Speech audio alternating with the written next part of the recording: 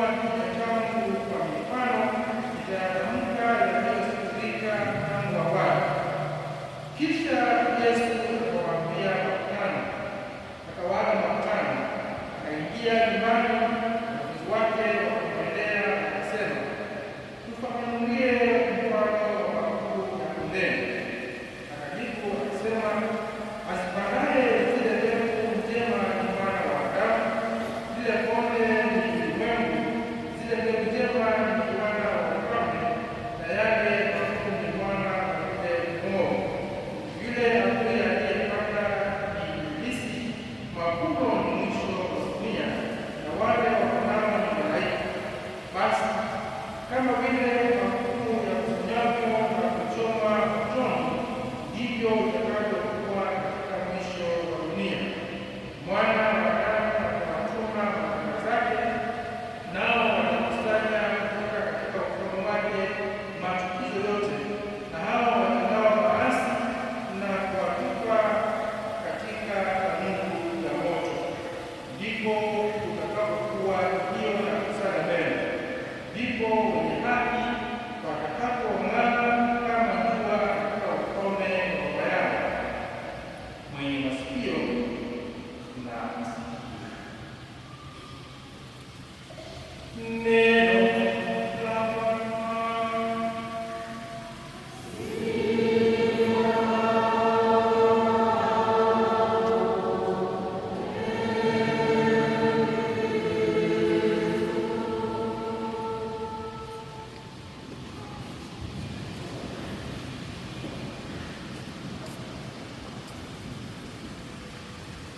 Zangu wa Kristo, Mungu ni mwema na kila wakati.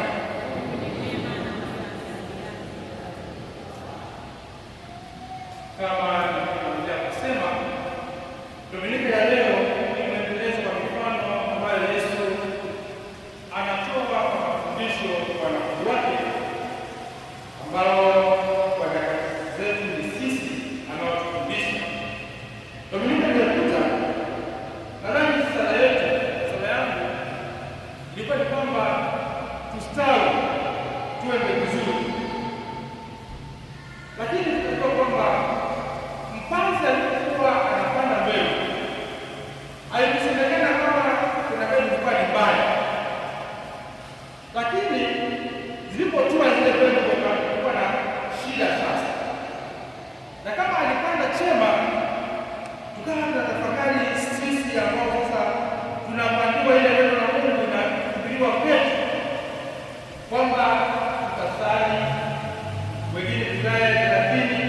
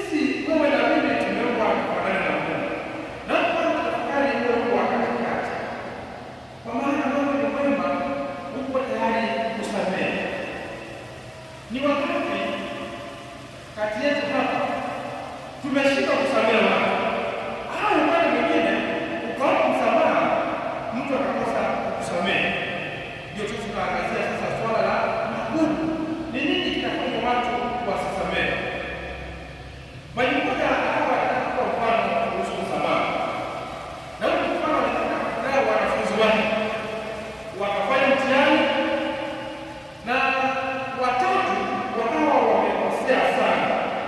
Mmoja akawa amekosea 5, mwingine amekosea 9, mwingine 14. 5, 9 na 14. Sasa akawaambia, naomba niwafundishe somo moja kuhusu msamaha. Akawapa viazi akaweka tu, akamwambia naomba mbele hizi viazi mwende nazo nyumbani, na kesho kila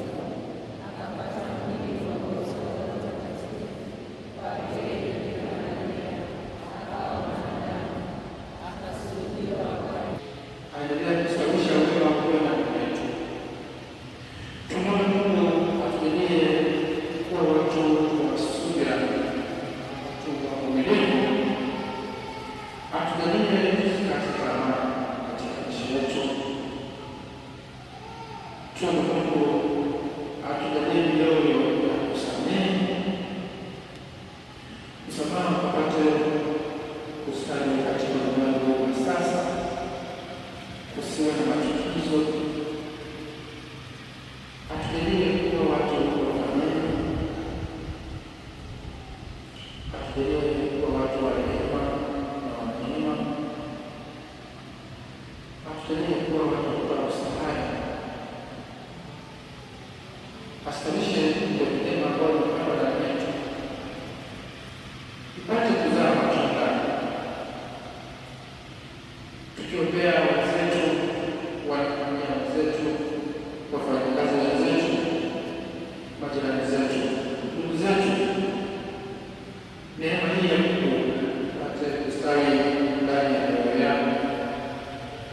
Tuombe Mungu atujalie upendo, utu wema, uchaji wa Mungu, atujalie uvumilivu katika familia zetu, katika sehemu zetu za kazi, hata wale na beba aliyopanda ndani yetu aliyokusudia kukosa rutuba ya kukua.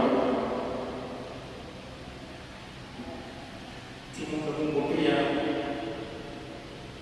atuimarishe kiimani, tusije tukasongwa na machukizo ya ulimwengu huu. Atuondolee uovu, atuondolee chuki zetu, atuondolee kiburi, atuondolee maasi ya ulimwengu huu, uvivu, wivu, kiburi na yote yanayotoa wema wa Mungu katika jamii ya sasa.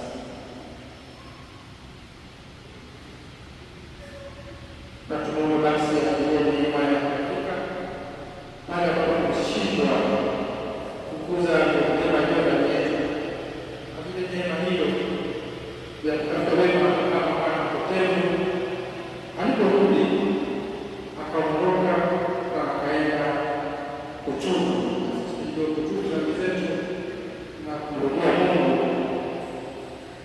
Na katika changamoto za kila siku tumwombe Mungu atusaidie tusishindwe na mabadiliko ya sasa.